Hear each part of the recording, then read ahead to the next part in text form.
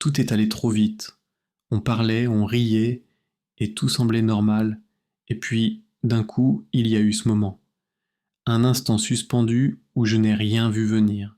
Je l'ai senti entrer en moi, sans prévenir, sans que je m'y attende. Mon souffle s'est coupé. Mon corps a réagi avant même que ma tête comprenne ce qui se passait.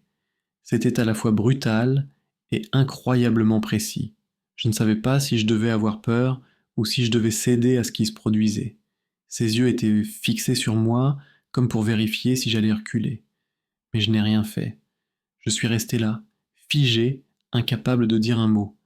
Et dans son regard, j'ai vu quelque chose de nouveau. Un mélange de contrôle et de désir. Chaque seconde paraissait durer une éternité. La pièce entière s'était transformée. Le silence était lourd, presque suffocant. Je sentais chaque détail, chaque frisson, chaque vibration parcourir mon corps. J'aurais pu dire stop. J'aurais pu me lever, claquer la porte et ne jamais revenir. Mais je ne l'ai pas fait. Une force invisible me retenait. Peut-être était-ce la peur, peut-être était-ce l'envie, peut-être un mélange des deux.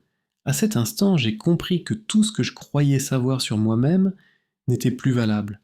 J'étais en train de franchir une limite dont je ne soupçonnais même pas l'existence. Et plus j'essayais de résister, plus je sentais que c'était inutile. Son souffle s'est rapproché de mon oreille. Il m'a murmuré quelques mots que je n'oublierai jamais. Des mots qui résonnent encore aujourd'hui dans ma tête.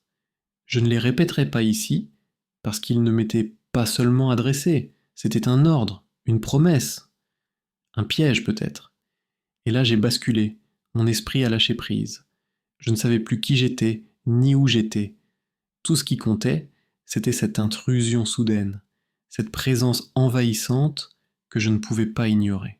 Je n'avais plus de contrôle, et peut-être que je ne voulais pas en avoir. Quand tout s'est enfin arrêté, le silence a repris sa place. Mais quelque chose avait changé.